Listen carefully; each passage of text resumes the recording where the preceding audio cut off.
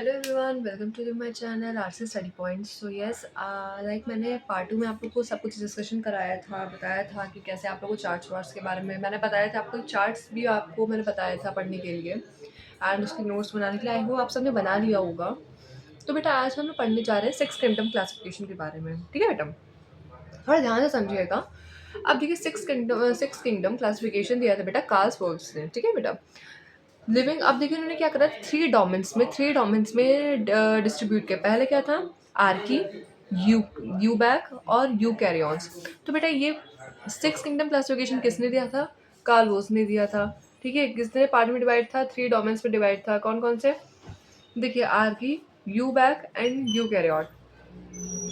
अब देखिए आर्की में देखिए किंगडम में क्या होगा, आएगा हमारा आर्की बैक्टीरिया, यू बैक में आएगा you bacteria and you Cairo में आएगा हमारा प्रोटिस्टा, फंजाई, प्लांटिया एंड एनिमेलिया। ठीक है बेटा, ये तो मैंने आप लोगों को बताया ही था। देखिए तो देखिए थ्री किंगडम क्लासिफिकेशन है, इसमें क्या आएगा? पहला तीन डोमेन्स में, कौन कौन तीन डोमेन? एक होगा आर्की, जो किंगडम आर्की बैक्टीरिया, एक होगा यू बैक जिसके अंदर होगा हमारा यू बैक्टीरिया, और होगा यू कैरियन जो होगा प्रोटिस्टा, फंजाई, प्लांटिया, एनिमेलिया। अब बेटा और मैं आप लोगों को चीज़ बता दूं, देखिए अब जब मैं किंगडम आपको मोनेरा पढ़ाना स्टार्ट करूंगी तो मैं आपको वहाँ पे बताऊंगी आर्की बैक्टीरिया, यू बैक्टीरिया के बारे में। ये दोनों बेटा हमारे किंगडम मोनेरा के अंदर ही आते हैं। ठीक है बेटा, ये दोनों हमारे किंगडम मोनेरा में है। ये Archie bacteria, you bacteria, normal bacteria इसमें होते हैं और कुछ एक्स्ट्रा एडिशनल फीचर वाले बैक्टीरिया होते हैं वो हमारे इसमें होते हैं। ठीक है, प्रोटिस्टा, फंजाई, प्लांटी, एनिमेलिया। ठीक है, आई थिंक आपको ये चीज समझ में आ गई होगी। यू कैरियो मतलब यू कैरियोट्स। अब मैंने आपको बताया था प्रो कैरियोट कौन कौन से होता है, ये दोनों प्रो कैरियोट्स हैं, किंगडम मोनेरा में है। Kingdom Archie bacteria, you bacteria. और यू बैक्टीरिया हमारे कौन कौन से? Protista, fungi, Plantae, animalia.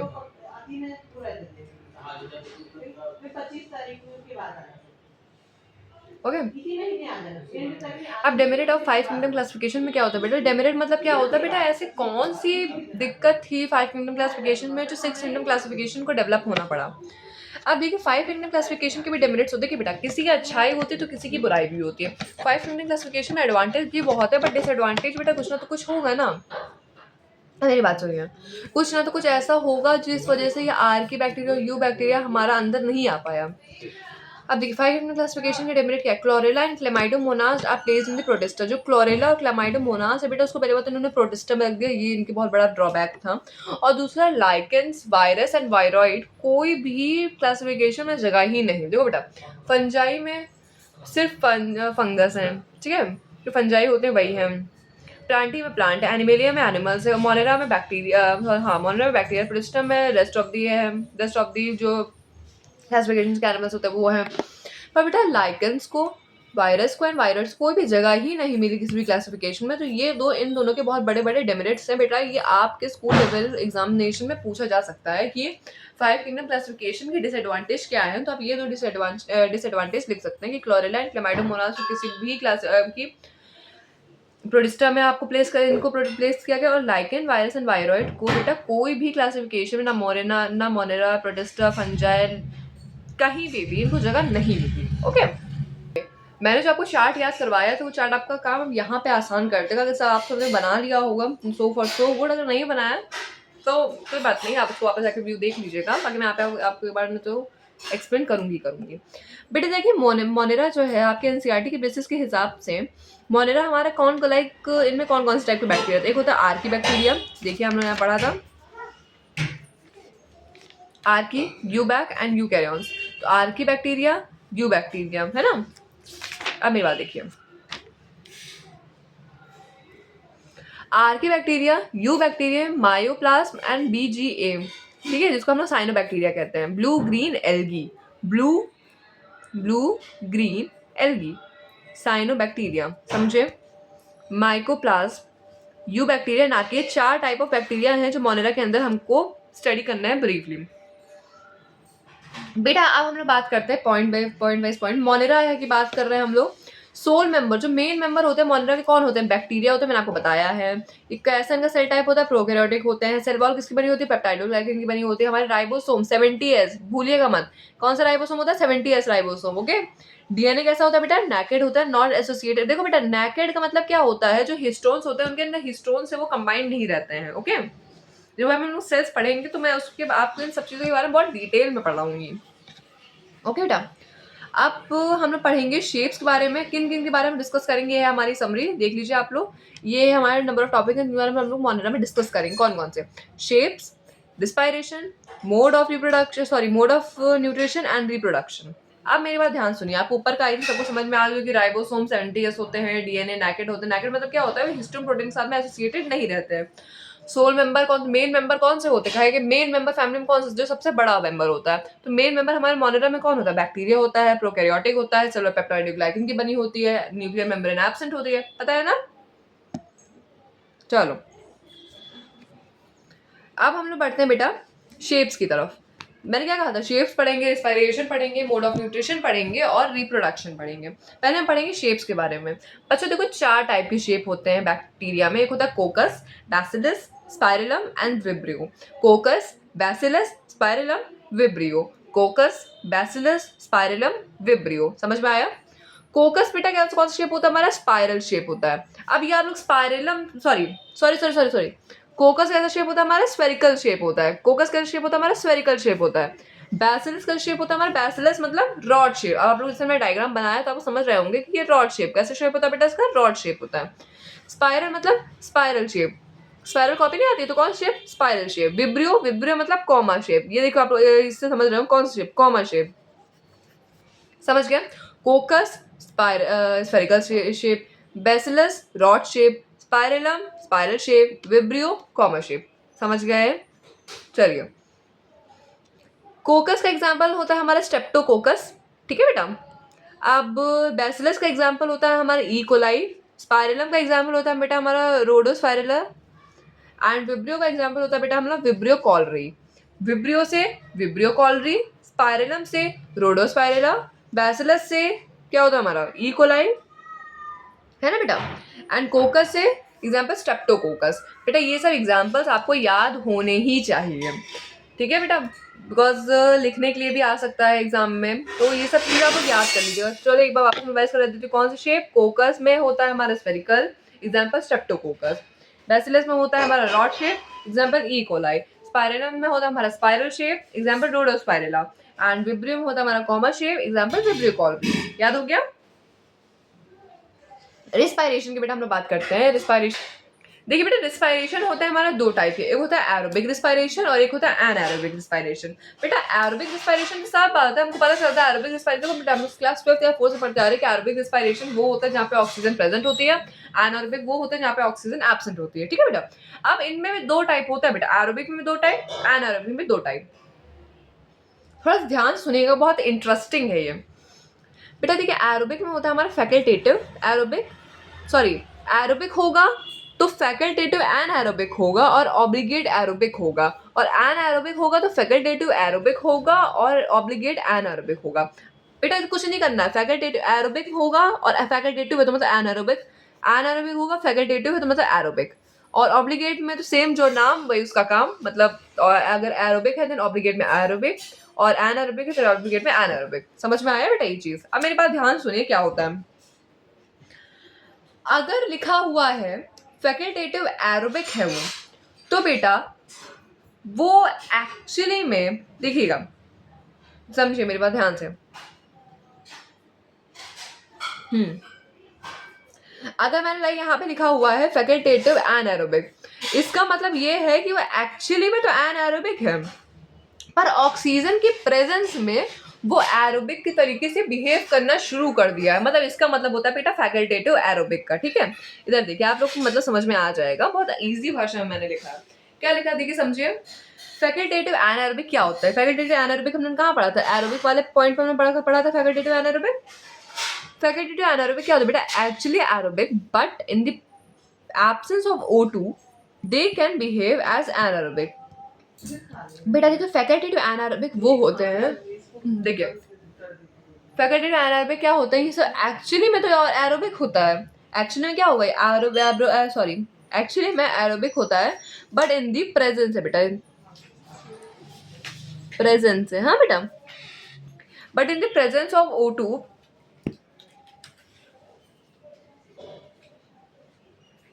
Sorry ये एब्सेंस ही होगा बेटा, but in the absence of O2 they can behave as anaerobic. Actually में तो ये एरोबिक है, बट ये क्या होगा? Absence of absence of O2 में हमारा एनारोबिक के तरीके से बिहेव करना शुरू कर दिया है। और ऑब्लिगेट एरोबिक क्या होगा? इसका मतलब साफ है, सिर्फ और सिर्फ ये प्रेजेंस ऑफ O2 में ही काम करेगा। मतलब ऑब्लिगेट एरोबिक मतलब वो एरोबिक ही है। और फैकल्टेटिव एरोबिक का मतलब, एनारोबिक का मतलब क्या होता है? वो बेटा है तो एरोबिक, है तो aerobic, but in the absence of O2 के एब्सेंस में बेटा वो फैकल्टेटिव एनारोबिक के तरीके से काम करना शुरू कर देगा।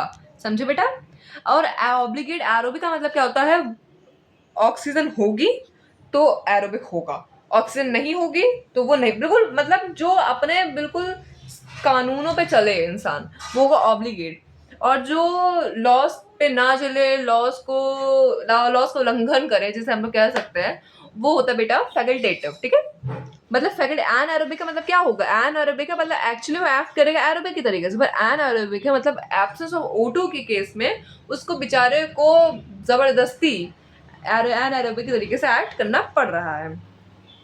आप देखिए फैकल्टेटिव एरोबिक क्या होता है? एक्चुअली में तो ये एन एरोबिक होते हैं बेटा, but in the presence of the O2 they can behave as aerobic. अब देखिए यहाँ पे क्या लिखा? फैकल्टेटिव एरोबिक मतलब इसका उल्टा होते होंगे, होते तो एक्चुअली में एन एरोबिक है, पर ऑक्सीजन इनके अंदर आ गया है, ऑक्सीजन की प्रेजेंस की वजह से इनको एरोबिक की तरीके से बिहेव करना पड़ रहा है। ठीक है? और ऑब्लिगेट एनारोबिक का मतलब क्या होता है? ये सिर्फ और सिर्फ तभी रिस्पायर करेंगे जब एब्सेंस ऑफ O2 होगी। स्ट्रिक्टली मतलब और कहीं पे भी ये ऐसा नहीं है। फैकल्टेटिव एनारोबिक है तो एरोबिक के तरीके से बिहेव करेंगे, पर क्योंकि इनके अंदर एब्सेंस ऑफ ऑक्सीजन है तो ये एनारोबिक बन जाएगा। ऐसा कुछ भी फालतू का तिलक झगड़ा नहीं है इनमें। होगा ऑक्सीजन एरोबिक, नहीं होगा oxygen anaerobic. But facultative aerobic में क्या होता है बेटा? वो एक्चुअली में एनारोबिक होते हैं, पर क्योंकि उनके अंदर प्रेजेंस हो गई ऑक्सीजन की, इस वजह से वो एरोबिक के तरीके से बिहेव करना शुरू कर देते हैं। और फैकल्टेटिव एनारोबिक का मतलब क्या होता है बेटा? एक्चुअली में तो ये एरोबिक होते हैं, पर क्योंकि एब्सेंस है O2 के, तो इस वजह से वो एनारोबिक की तरह बिहेव करने लग जाते हैं। इंपॉर्टेंट पॉइंट है, समझ में आया होगा तो प्लीज लाइक कर दीजिएगा, कमेंट में लिखिएगा यस मैम। ओके बेटा, अब हम लोग स्टार्ट करते हैं मोड ऑफ न्यूट्रिशन के बारे में। मोड ऑफ न्यूट्रिशन क्या होता है हमारा? Autotrophic and heterotrophic. ऑटोट्रॉफिक बेटा क्या होता है? जो खाना खुद बनाए। हेटरोट्रॉफिक क्या होता है? जो दूसरे को खाना खुद ले ले। अब मैंने आपको ऑटोट्रॉफिक में बताया था कि दो टाइप के होते हैं, एक होता है कीमो ऑटोट्रॉफिक, होता है बेटा फोटो ऑटोट्रॉफिक। मैंने आपसे कहा था कि मैं आपको chemo autotrophic and photo autotrophic के बारे में डिटेल में बताऊंगी, तो यहाँ पे आप लोग देख सकते हैं। बेटा energy for food is obtained by oxidising chemical compound. जब हम लोग फूड की एनर्जी लें, कब लें, कैसे लें?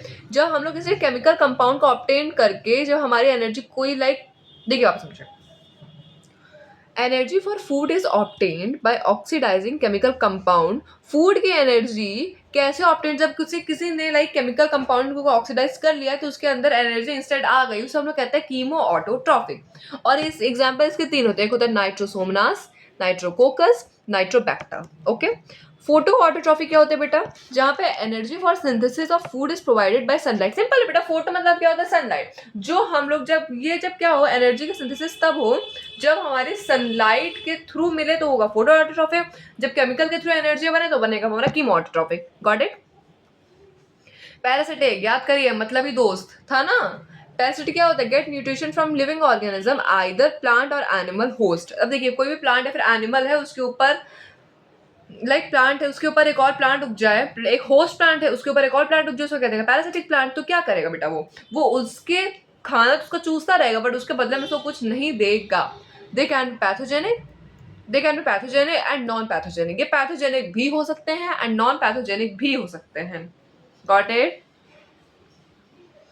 अब सैप्रोफाइट समझिए क्या होता है। सैप्रोफिटिक क्या होता है? मैंने आपको बताया सैप्रोफिटिक क्या होते हैं। वैसे जो बेटा न्यूट्रिशन हमारे डेड ऑर्गेनिज्म से लें, जैसे फॉलन लीव से ले लें या डेड एनिमल से ले लें, उसे बेटा हम लोग कहते हैं सैप्रोफिटिक, या फिर हम लोग कहते हैं detritus.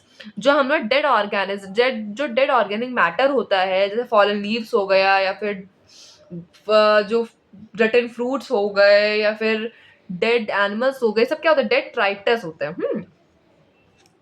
They They first secrete digestive enzymes or substrate to make a complex compound and simple for absorption. अब ये क्या करते हैं, जो जहाँ पे जैसे कोई चीज मर गई तो क्या करेंगे, इसके ऊपर अपना एंजाइम को वो जो डाइजेस्टिव एंजाइम होगा वो इस पे ऊपर सिक्रीट कर देंगे. सिक्रीट कर दिया उन्होंने तो फिर क्या होगा, कॉम्प्लेक्स कंपाउंड होगा सिंपल में बन जाएगा, जिसके जिसके थ्रू बाद में वो एब्जॉर्ब उसका पूरा क्या होता है, डाइजेशन, उसके बाद इंजेशन, है ना. तो एब्जॉर्ब कर लेगा, डाइजेशन होता है, तो उसके बाद में इंजेशन होगा. समझ में आया. ये मैंने आपके टॉपिक पिछले लेक्चर में क्लियर कर दिए थे. यहाँ पे जस्ट आपको मैंने समझाया है. पिछले टॉपिक में आपको मैंने अच्छे से बताया था इन सब चीज़ों के बारे में बहुत ज़्यादा. तो ये आप यहाँ से आप डेफिनेशन को भी लिख सकते हैं, बिकॉज काफ़ी अच्छी डेफिनेशन है एंड आपको हेल्प करेंगी इन दिस स्कूल एग्जामिनेशन में. आपको लाइक पेपर लिखने के लिए तो आप ये सब डेफिनेशन को लिख करके आप आपको स्कोर कार्ड्स बढ़ सकते हैं. ठीक है बेटा. अब हम लोग बात करते हैं सिम्बायोटिक के बारे में.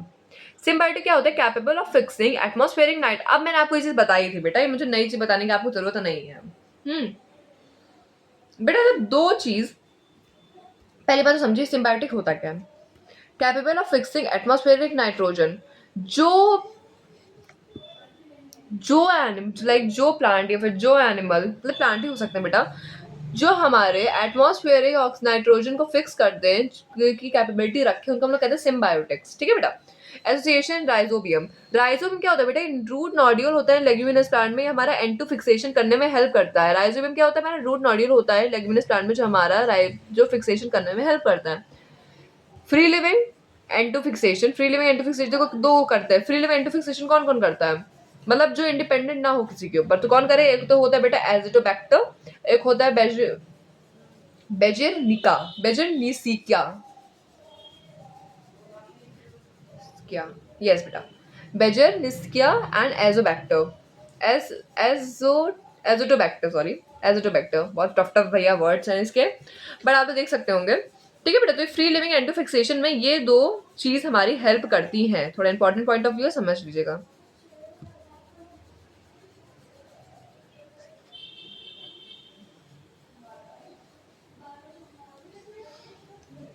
अब रिप्रोडक्शन के बारे में हम समझते हैं क्या होता है.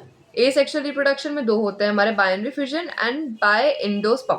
बेटा देखो कॉमन हमारा बाइनरी फिजन होता है. बहुत इंपॉर्टेंट पॉइंट है आपके एनसीईआरटी में मेंशन इवन दो ये पॉइंट कि कॉमन रिप्रोडक्शन मोनेरा में क्या होता है. तो बेटा कॉमन रिप्रोडक्शन जो होता है मोनेरा में वो होता है बाइनरी फिजन. और अनफेवरेबल कंडीशन में जहाँ पे उसको उसके हिसाब किताब का उसको टेम्परेचर नहीं मिला, तो वहां पे हो जाता है बेटा बाय एंडोस्पर्म. समझे कैसे होता है बेटा. कॉमन होता है, पहली बात तो ये डीएनए रेप्लिकेशन करता है, सेल फॉर्मेशन करता है, फिर दो डॉटर सेल में हमारा फ्यूज निकल जाता है. नॉर्मल आप समझिए. कॉमन कौन सा होता है, बाइनरी फिजन. ए सेक्सुअल में कॉमन बाइनरी फिजन होता है. जो एंडोस्पर्म के थ्रू होता है वो बेटा हमारे अनफेवरेबल कंडीशन में होता है. Got it. वो बेसिकली बेटा हमारा सिर्फ और सिर्फ बाइनरी फिजन ही होता है हमारे ए सेक्सुअल में. और सेक्सुअल रिकॉम्बिनेशन होता है. सेक्सुअल रिकॉम्बिनेशन मतलब क्या होता है, यहाँ पे किसी का गैमीट कोई फॉर्म नहीं होता है, सिर्फ और सिर्फ जेनेटिक मटेरियल एक्सचेंज होता है. क्या होता है बेटा, जेनेटिक मटेरियल एक्सचेंज होता है. सेक्सुअल रिकॉम्बिनेशन है. मोनेरा में सेक्सुअल रिकॉम्बिनेशन होता है और ए सेक्सुअल बाय बाइनरी फिजन के थ्रू होता है. ठीक है. यहाँ पे कोई गैमेट का फॉर्मेशन नहीं होता है. नो गैमेट फ्यूजन, नहीं तो कोई गैमेट का फ्यूजन होता है. But exchange of genetic material take place. But genetic material का एक्सचेंज होता है. तीन फॉर्म्स के थ्रू होता है, ट्रांसफॉर्मेशन, ट्रांसडक्शन एंड कॉन्जुगेशन. अब हम लोग स्टार्ट करते हैं आर्की बैक्टीरिया अपना. आर्की बैक्टीरिया क्या होता है, they are different from normal too. अब देखिए बेटा, मैंने कहा था हम लोग 4 टाइप के बैक्टीरिया पढ़ी, आर्की बैक्टीरिया, यू बैक्टीरिया और माइकोप्लास्ट एंड बीजीए. ठीक है. आर्की बैक्टीरिया पहला है. आर्की बैक्टीरिया बेटा बाकी सारी बैक्टीरिया से बहुत अलग होता है, क्योंकि बेटा इसको टेम्परेचर और क्लाइमेट बहुत अलग अलग चाहिए. मतलब ये हार्श टेम्परेचर, बहुत अजीब से टेम्परेचर में भी ये सर्वाइव कर जाता है. इनकी जो सेल वॉल होती है वो बहुत अलग से किसकी बनी होती है, और किसकी नहीं बनी होती बेटा, lack of muramic acid and peptidoglycan. तो फिर ये बनी किसकी होती है, पॉलीसेक्राइड की बनी होती है. इनकी सेल वॉल किसकी बनी होती है बेटा, पॉलीसेक्राइड की बनी होती है. ठीक है बेटा. They are different from the normal bacteria से अलग होते हैं. क्यों अलग होते हैं बताइए, क्यों अलग होते हैं. इसलिए अलग होते हैं बेटा क्योंकि ये नॉर्मल स्टेजेस में तो नॉर्मल स्टेज सर्वाइव कर ही जाता है, हर कोई बैक्टीरिया कर जाता है, बट ये हार्श कंडीशन में भी सर्वाइव कर जाते हैं, समझे बेटा। कोई कहे first inhibited on the earth, सबसे पहला बैक्टीरिया कौन सा था अर्थ पे बेटा, वो आर्की बैक्टीरिया ही थे। आर्की बैक्टीरिया के जो मेंबर्स थे, जो आर्की बैक्टीरिया के अंदर बैक्टीरिया थे, वही first inhibited on the earth थे, यू बैक्टीरिया के नहीं थे। ओल्डेस्ट लिविंग सेल कौन है, कोई कहे what is the oldest living cell, then हम लोग कहेंगे आर्की बैक्टीरिया। मोस्टली ऑब्लिगेट, मैंने बताया था आपको ऑब्लिगेट एनारोबिक क्या होते हैं, जो एनारोबिक ही हो, मतलब सिर्फ इन द एब्सेंस ऑफ ऑक्सीजन में ही वो हमारा काम करें, गॉट इट। और ये हमारे हार्श कंडीशन में भी सर्वाइव कर जाते हैं। बेटा आर्की बैक्टीरिया में भी 3 टाइप के होते हैं, एक होता है बेटा हमारा मीथेनोजन।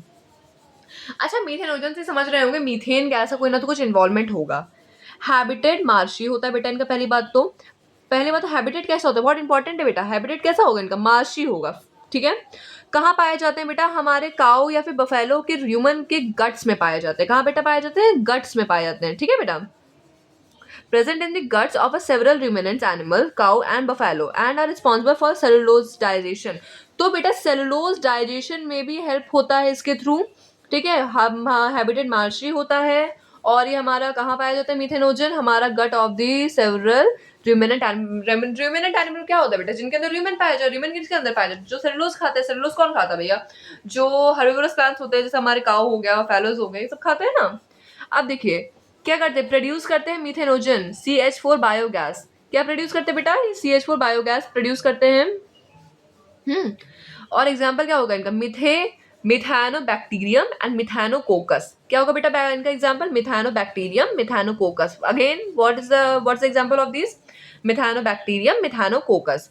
प्रोड्यूस करते हैं मीथेन गैस, CH4 बायोगैस से प्रोड्यूस करते हैं। कहाँ पाए जाते हैं बेटा, ये guts of cow and buffaloes के। ये किस लिए रिस्पॉन्सिबल होता है, सेलुलोज डाइजेशन के लिए। देखो रूमिनेंट किस लिए रिस्पॉन्सिबल होता है, सेलुलोज का डाइजेशन के लिए रूमिनेंट रिस्पॉन्सिबल होता है, पता होगा आप सबको। हाइब्रिड इनका मार्शी होता है, ठीक है बेटा। अब बेटा हम लोग पढ़ते हैं हेलोफाइल्स क्या होता है। हेलोफाइल्स बेटा वो होते हैं जो हमारा सेलाइन कंडीशन को जो टॉलरेट कर लें, बस वही हेलाइन कंडीशन है, इसके बारे में हम ज्यादा डिटेल में नहीं जाएंगे। सेलाइन कंडीशन को जो टॉलरेट कर लेते हैं, जो एक्सट्रीम सेलाइन कंडीशन टॉलरेट करते हैं, वो बेटा होता है हेलोफाइल्स। एग्जाम्पल क्या होता है हमारा, हेलोबैक्टीरियम। थर्मा एसिडोफाइल क्या होता है बेटा, थर्मा एसिडोफाइल मतलब ये होता है जो हाई टेम्परेचर, हाई एसिडिटी और लो पीएच में सर्वाइव कर। लो पीएच मतलब एसिडिक में, ठीक है बेटा, मतलब हाई एसिडिटी मतलब वही होता है। और देखो लो पीएच मतलब क्या होता है, लो पीएच, कम पीएच का मतलब क्या होता है बेटा, हाई एसिडिक है वो, हाई एसिडिटी में एंड हाई टेम्परेचर में जो सर्वाइव कर ले उसे हम लोग कहते हैं थर्मो एसिडोफाइल, ठीक है बेटा। बेटा देखो ये वाले एनिमल्स जो होते हैं, सॉरी ये वाले जो बैक्टीरिया होते हैं बेटा, कहाँ पाए जाते हैं, हॉट सल्फर स्प्रिंग्स में।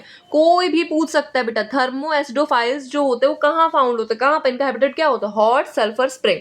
क्या होता है, हॉट सल्फर स्प्रिंग। क्या होता है, हॉट सल्फर स्प्रिंग। और इनका एग्जाम्पल होता है बेटा हमारा थर्मोप्रोटियंस, ठीक है। क्या होता है बेटा, थर्मोप्रोटियंस। क्या होता है बेटा, थर्मोप्रोटियंस, ठीक है, समझ गए।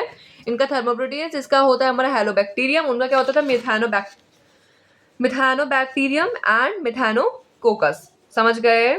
चलिए अब हम लोग बेटा करेंगे यू बैक्टीरिया के बारे में। यू बैक्टीरिया कॉमन बैक्टीरिया होते हैं, इनके लिए ये देखो हार्श कंडीशन में इनको रखेंगे तो ये मर जाएंगे, ये सर्वाइव ही नहीं कर पाएंगे। तो बेटा सेम वही बात, जैसे इनको गोनियो गैलिक्स वही सेम हर बात होती है, इनमें कुछ भी नया नहीं है। जो बैक्टीरिया के अंदर नॉर्मल पाया जाता है, क्या पाया जाता है, गोनियो गैलिक्स पाया जाता है, स्लाइम लेयर और कैप्सूल होती है कि नहीं होती है बेटा। सेल वॉल किसकी बनी है, सेल वॉल की कॉम्पोजिशन पेप्टाइडोग्लाइकन NAM, जिसको हम क्या कहते हैं, NAM N acetyl muramic acid, N acetyl glucosamine, है ना बेटा। और सेल मेम्ब्रेन पाई जाती है इनमें, आपको पता ही होगा। मीजोसोम है, क्रोमैटोफोर है, प्लास्टिड है, पॉलीसोम है, राइबोसोम्स हैं, इंक्लूजन ऑफ बॉडीज है, ये सब पाया। जैसे हम लोगों ने जो SL चैप्टर पढ़ा था उसमें हमने इन सब चीजों के बारे में बहुत ब्राइटली डिस्कशन किया है, ओके बेटा। न्यूक्लियोइड भी होता है हमारा, कैसा होता है बेटा न्यूक्लियोइड, सर्कुलर डिस्क शेप का होता है। तो जो जो नॉर्मल बैक्टीरिया में पाया जाता है वो सब इनके अंदर है। अब बेटा हम लोग स्टार्ट करते हैं साइनोबैक्टीरिया। साइनोबैक्टीरिया को भाई हम लोग BGA, हम लोग को 3 पढ़ने थे, 2 हम लोग ने कंप्लीट कर लिए हैं सक्सेसफुली, एंड ये है हमारा तीसरा। साइनोबैक्टीरिया बेटा होता है हमारा ब्लू ग्रीन एल्गी। हैबिटेट क्या होता है, ध्यान समझिए। हैबिटेट बेटा इनका एक्वेटिक टेरेस्ट्रियल दोनों हो सकते हैं, पर मेनली एक्वेटिक होता है, और एक्वेटिक में भी मेनली फ्रेश वाटर होता है। क्या बेटा होता है, हैबिटेट मेनली, देखो हैबिटेट एक्वेटिक टेरेस्ट्रियल कुछ भी हो सकता है, पर मेनली एक्वेटिक होता है, और मेनली एक्वेटिक में भी मेनली फ्रेश वाटर होता है, समझ गए। Okay, body I am sorry, body unicellular हो सकती है, कॉलोनियल हो सकती है, फिलामेंटिश। फिलामेंटिश होगी तो उनमें क्या पाया जाएगा? ट्राइकोम। जब हम लोग एनाटॉमी पढ़ेंगे तो हम लोग ट्राइकोम के बारे में बहुत ब्राइटली डिस्कशन करेंगे, ठीक है बेटा। मोड ऑफ न्यूट्रिशन का कैसा होता है? Self dependent. अब मैं आपको बताने की जरूरत नहीं है कि सेल्फ डिपेंडेंट का मतलब क्या होगा। ऑटोट्रॉफिक होता है, समझ गए। म्यूसिलेजिनस शीथ बेटा इसमें पाई, आप लोग थोड़ा कंफ्यूज हो गए कि म्यूसिलेजिनस शीथ क्या होती है बेटा, है ना। म्यूसिलेजिनस शीथ इनमें पहले तो प्रेजेंट में अभी आपको बताती हूँ क्या होता है। ये हमारा N2 फिक्सेशन करने के लिए हेल्प करती है। अभी मैं आपको एक प्रॉपर एक अभी एनसीईआरटी में एक डायग्राम है वो दिखाऊंगी तो ऐसे आपको समझ में आए। एग्जाम्पल क्या होता है? Nostoc and anabaena. क्या एग्जाम्पल होते हैं बेटा हमारे? नॉस्टॉक एंड एनाबेना और सिम्बायोटिक एसोसिएशन। सिम्बायोटिक एसोसिएशन में होगा तो मतलब क्या करेगा? वो N2 फिक्सेशन करेगा, राइट। ये क्या करेंगे बेटा? ये इसी के एग्जाम्पल है। किसके? इसके एग्जाम्पल है ये। अब रेड सी, रेड सी बेटा ट्राइकोडेस्मियम एंड एरेथ्रियम, ठीक है बेटा। एरेथ्रियम एंड ट्राइकोडेस्मियम बेटा ये रेड सी के एग्जाम्पल होते हैं। और जो नॉन मोटाइल है नॉन फ्लैजलेट। नॉन मोटाइल बेटा नॉन फ्लैजलेट मतलब साफ ही होता है कि नॉन मोटाइल ही होगा। आप देखो ध्यान समझो ये चीज को, थोड़ा सा ये इंपॉर्टेंट है एंड आई थिंक आप लोग इससे समझो तो ज्यादा समझ में आपको आएगा।